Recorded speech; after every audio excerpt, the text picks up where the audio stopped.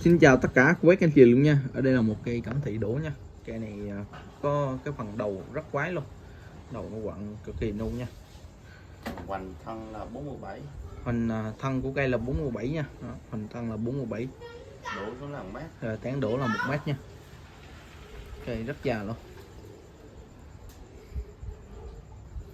Cây này có một đầu sống này nha cô bác anh chị. Hàng bồ đất rinh nha.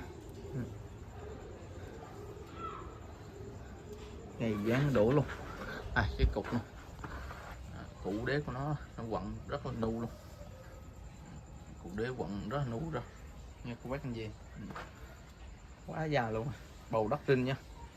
Cây tuần rễ của nó đi xuống rất nhiều luôn. Cụ đế rất là nu cây nha. Rồi cô bác anh chị xem bài cũng thuộc luôn. Một cây cẩm thị nha. Siêu già luôn. Rồi